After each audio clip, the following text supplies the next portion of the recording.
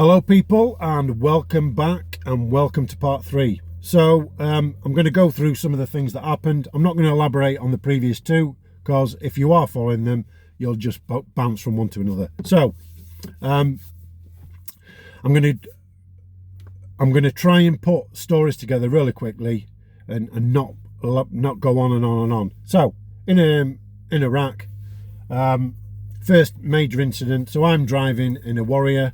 I was a Warrior driver, and I had the company 2IC. Somebody out, one of the lads I knew, he was the gunner. We goes out and we got tasked to go and help down at near the Pink Palace. One of the Remy vehicles was doing some work on another Warrior, and it had thrown a track, so we were there to just give them a bit of protection. So we headed down there, we saw where they were, we pulled up to give them a bit of cover. So if you can imagine, you're in a you're in a car park, you park up, you're facing forward. That's how we were. It was quite hot, so they call it a hatch. My hatch was up, so basically the hatch is there over the front of me, and I obviously can see out. And I can only see the periphery, well, left and right, because of the vehicle there. They're working away, and straight forward, it was just pitch black. And I was sat, and all I saw was a red glow. So I'm sat over the left-hand side of the vehicle. Above me, so straight, not above where I was sat, but above to the right is where the two guys are, so the company 2IC and the gunner, and I just saw this red glow, and it went past and it hit the wall behind me. It was an RPG. Boom. I obviously put the cover down, and next minute we had a burst of, I don't know, 200 rounds from a M60.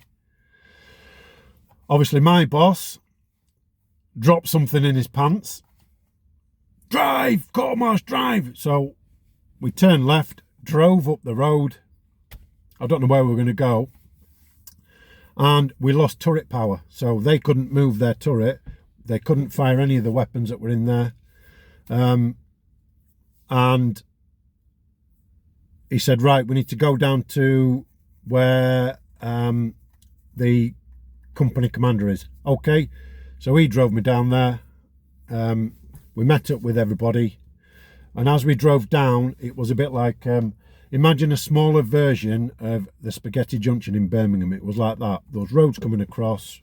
We were here, those two carriageways, left and right, and then there'll be a couple of things coming over, like a big circle like that, but obviously cars going over, etc. The boss got out. I climbed out, because it was hot in there, just to get, obviously vehicles still running. Next minute, all hell broke loose. There was gunfire everywhere. We jumped in the vehicle. Our boss, same again, drive, drive, drive.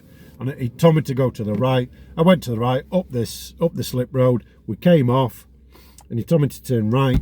And he said, right, stop here. And as I pulled up, he pulled up under a street light. Yeah.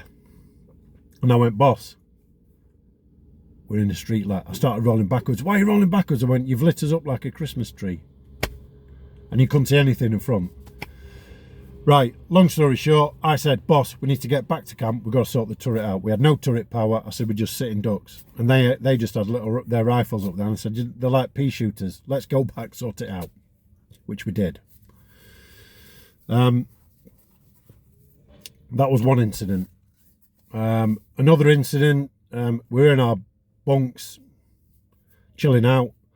Next minute, alarm goes off. We had IDF indirect. 14 rockets were fired, or mortars were fired at the camp. So in good old British Army fashion, we got out of our beds. We had to put body armour on, boots, and run to the vehicles. So we're all sprinting across the vehicles while 14 mortars are incoming. So they could have gone anywhere. And why we were, but anyway, that's one incident. That was like reminding me of Benny Hill scenario, and we're all sprinting across this open ground. That was it. The next incident was we went out to, I was a civilian in Afghanistan, and we just moved from the governor's. We'd had a meeting and we were coming out. We had the clients in, 3-vehicle move. I'm in the front vehicle. I had a guy from the Express, and I think the other guy was from the Daily Mail, and I had them in my vehicle.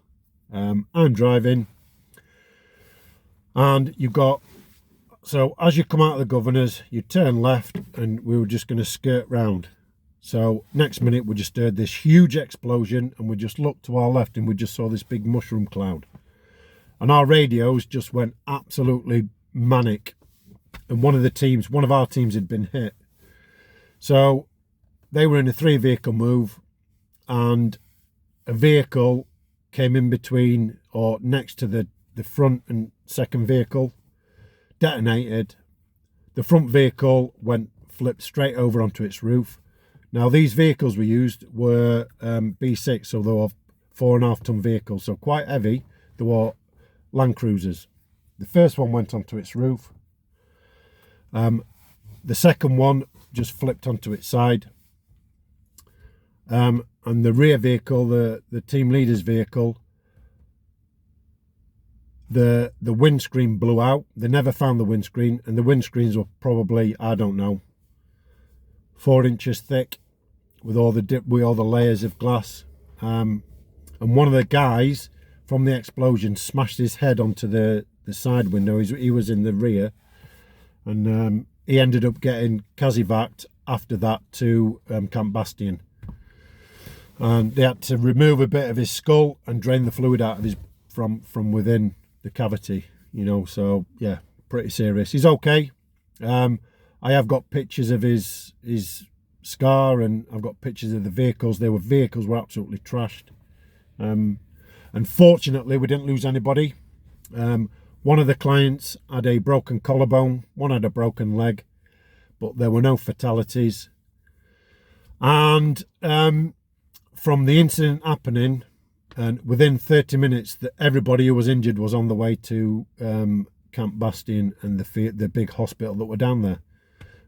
So it was a bad thing that happened, but us as the security dealt with it very swiftly, and the Foreign Office were eternally grateful, and they were.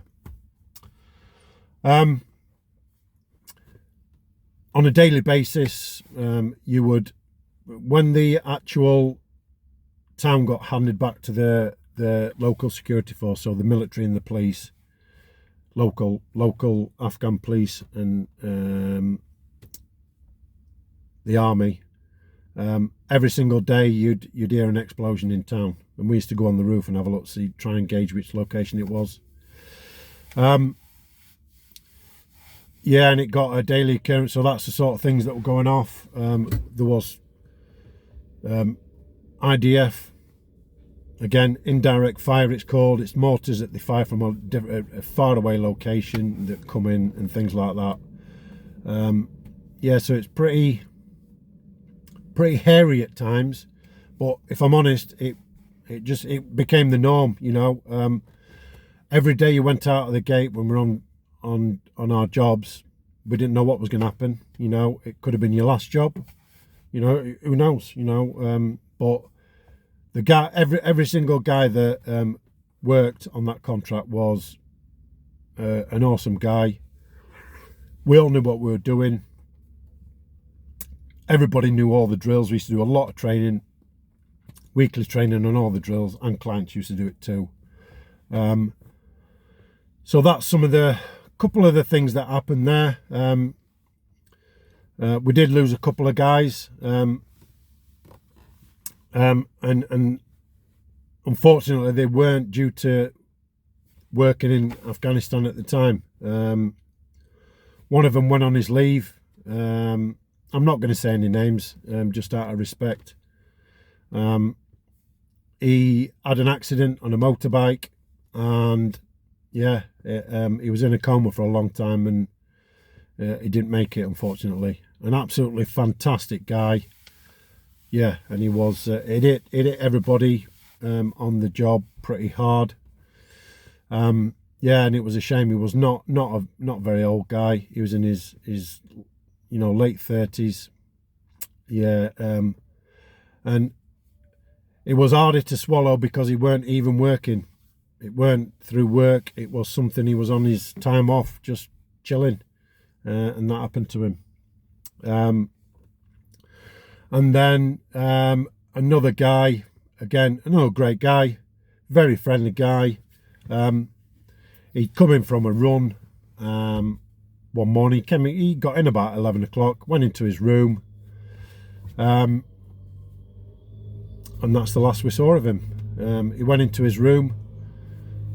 We used to have a brief every evening, and he weren't there at 6 o'clock, so I sent somebody across to go and get him, and he come across to speak to me, whispered in my ear, and he was dead in his room.